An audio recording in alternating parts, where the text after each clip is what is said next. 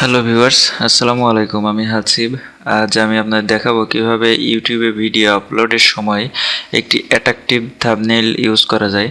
অর্থাৎ এখানে একটি ভিডিও আপলোডের সময় আমরা কিভাবে একটি কাস্টম থাম্বনেইল ইউজ করতে পারি, যে খুব অ্যাট্রাকটিভ একটি উপরে পিকচার ইউজ করতে পারি, সেটা আমরা দেখাবো। তো অনেকে প্রশ্ন করছেন যে কিভাবে এটা খুব ইজিলি করা যায়। তো আমি খুব ইজিলি এখন দেখাচ্ছি যে কিভাবে একটি থাম্বনেইল তৈরি করা যায়।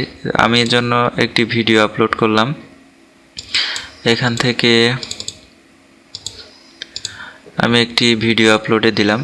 এখন আমি ভিডিওটা আপলোড করব কোন ক্যাটাগরির ভিডিও, তো সেটা বুঝতে হবে যে আমি এমএস ওয়ার্ডের একটি ভিডিও আপলোড করছি। এই জন্য এমএস ওয়ার্ডের একটি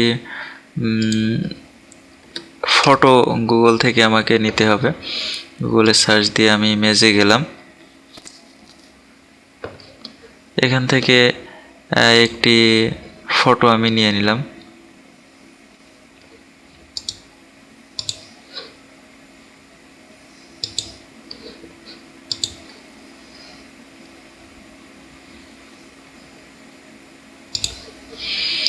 যে কোনো ধরনের একটি ফটো হলেই হবে।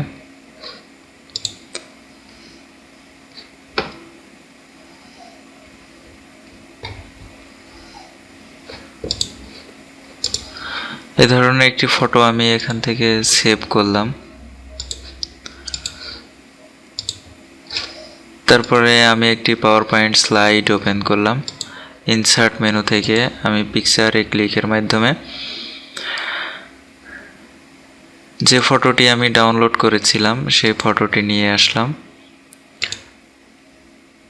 এখানে ফটোটি ইনসার্ট হয়ে গেছে। তো আমি এখান থেকে ফটোটি ছোট বড় করে দিতে পারি যতটুকু আমার ভালো লাগে। এখানে একটি শেপস নিয়ে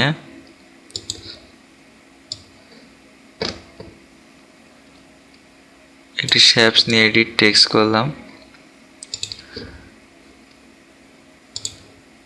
যে ফন্টে লিখবেন সে ফন্টটা এখান থেকে সিলেক্ট করে দিতে হবে কোন ফন্টে লিখবেন। তো আমি এখানে লিখলাম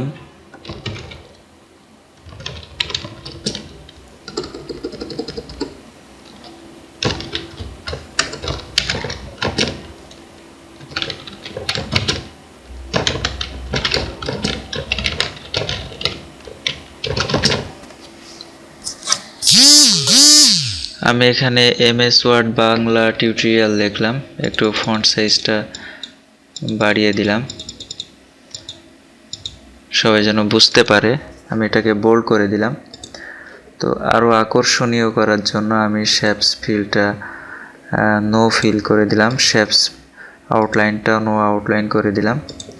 এখান থেকে ব্ল্যাক কালার আমি এখান থেকে সিলেক্ট করে দিলাম।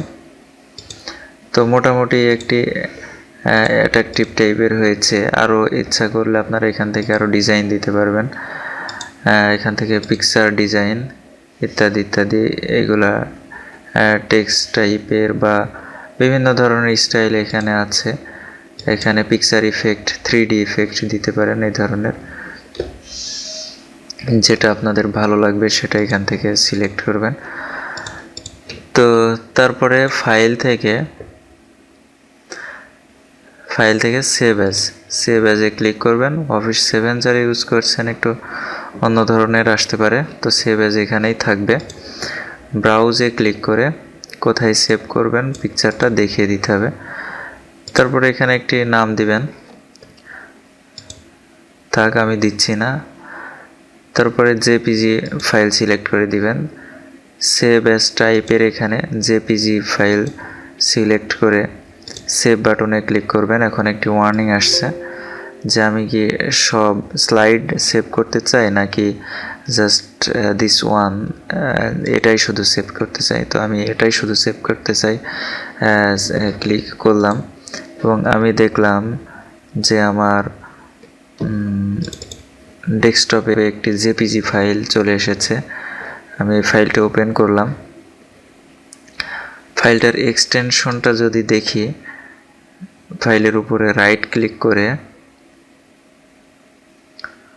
দুঃখিত আমার কম্পিউটারটা একটু স্লো, প্রপার্টিজে ক্লিক করব এবং এখানে দেখব .jpg, ফাইলের এক্সটেনশনটা হচ্ছে jpg ফাইল।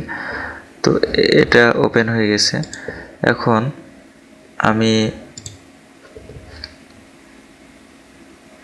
যে ভিডিওটি আপলোড করার জন্য দিয়েছিলাম এখানে, সেটা আপলোড হচ্ছে এখনো।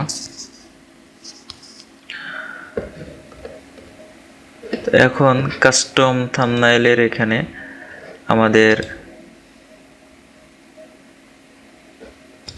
ওই পিকচারটি দিয়ে দিতে হবে, যে পিকচারটি আমরা মাত্র সেভ করলাম। এখান থেকে কোন পিকচার সেই নাম দেখে বুঝতে হবে। ওপেন বাটনে ক্লিক করলাম।